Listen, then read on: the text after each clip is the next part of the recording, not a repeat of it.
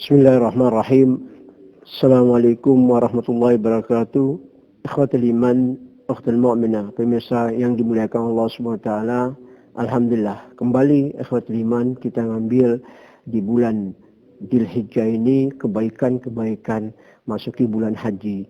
Yang mana 15 abad yang lalu Nabi SAW telah menjelaskan kepada kita sesuai dari firman Allah SWT tentang kurban. Bagaimana kurban ini ikhwatul iman diajarkan di dalam agama Islam kita, bahwa kita mengikuti ajaran Nabi kita Ibrahim atau Abuna Ibrahim, millata Abi Ibrahim. Nabi Ibrahim diperintahkan Allah SWT ketika di dalam mimpi beliau diperintahkan Allah untuk menyembelih anak yang dia sayangi, yaitu Nabi Ismail alaihissalam. Maka ketika Nabi Ibrahim bermimpi di malam hari, diperlihatkan Allah bahwa dia menyembelih anaknya. Beberapa kali mimpi itu datang dan maka dia menyampaikan kepada anaknya Nabi Ismail. Kata Allah SWT di dalam surat As-Saff, kama qala Allah Ta'ala, falamma balagha ma'ahu sa'yah qala ya bunayya inni ara fil manami anni adbuka fanzur mada tara qala ya abati af'al satajiduni insyaallahu minas sabirin.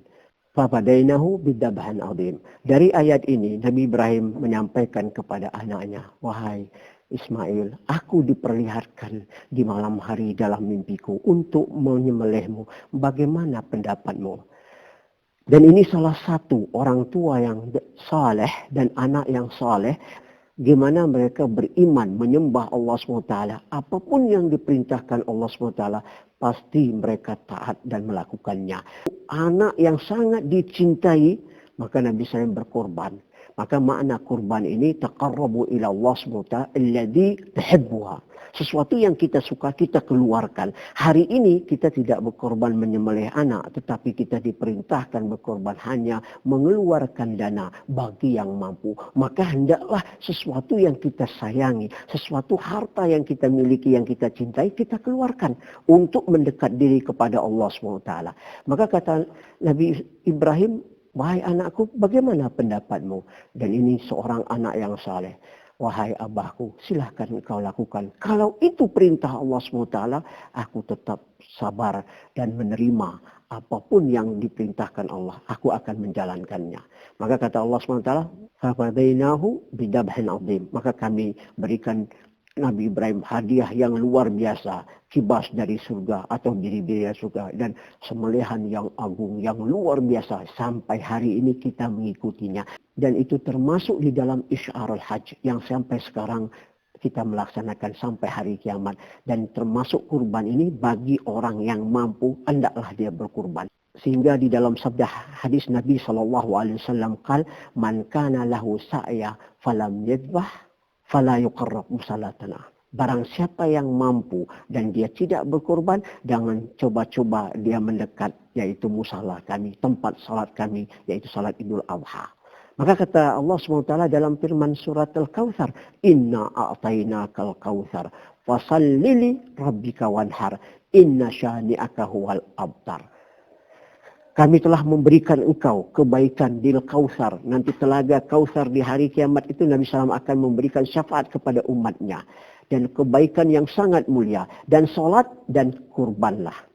Dan orang yang menilai Yahud dan Nasara mengatakan engkau abtar, sesungguhnya semua umat Nabi SAW ini adalah umatnya, keluarganya.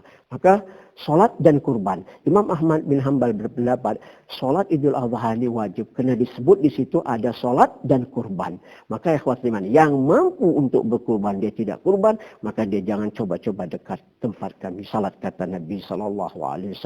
Maka di sini ikhwatul iman kurban Idul Adha ini sangat mulia sekali. Yang bagi tidak pergi haji di tanah air, dia mampu untuk berkurban, silahkan berkurban. Nabi SAW aja berkurban 100 ekor onta. 67 beliau menyembelih sendiri dengan tangan beliau, 33 disembelih oleh Ali bin Abi Thalib. Maka ikhwatul iman, maka sudah diteraplah kurban ini salah satu kewajiban kita bagi orang yang mampu. Apa maknanya? Di dalam surat Al-Hajj. Kama qala Allah Ta'ala, fakulu minha wa ta'imu qani'ah wal muqtar. Makanlah dari hasil kurban itu. Berikanlah orang yang tidak meminta, yang meminta. Nah, ini boleh menerimanya. Kama qala Allah Ta'ala, fakulu minha wat'imu ba'isal fakir.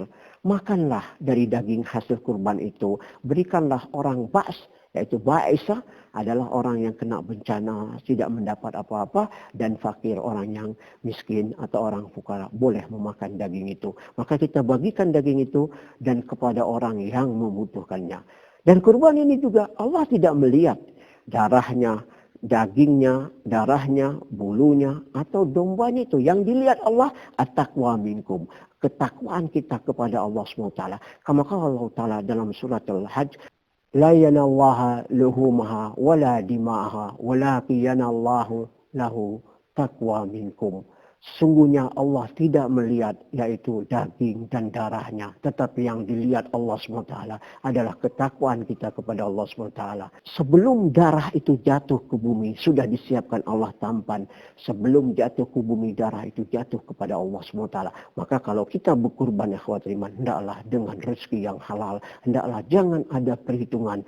Ikhlaskanlah. Inna salati wa nusuki wa mahyaya wa mati lillahi rabbil alamin. Semua itu, salatku, hidupku, matiku, kurbanku hanya lillah kepada Allah SWT, Rabb alam semesta. Maka ikhwatul iman, hari ini kalau kita betul-betul menghidupkan sunnah Nabi, menghidupkan apa yang dicontohkan Nabi, kita akan selamat di dalam kehidupan dunia kita.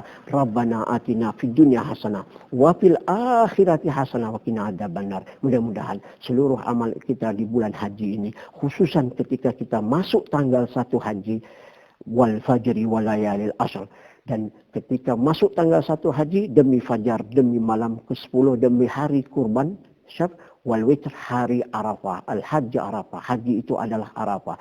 Begitu masuk tanggal 1, hari yang paling mulia di sisi Allah, fajar yang 1 Dzulhijjah ini, dan luar biasa kita dengan mendekat diri kepada dengan siam sampai tanggal 9. Jangan lupa juga kita bersiam di hari Arafah. Kata Nabi SAW, Al-Hajju Arafah, haji itu Arafah, dan siam 1 hari di hari Arafah menghapuskan dosa kita 2 tahun yang lampau dan yang akan datang.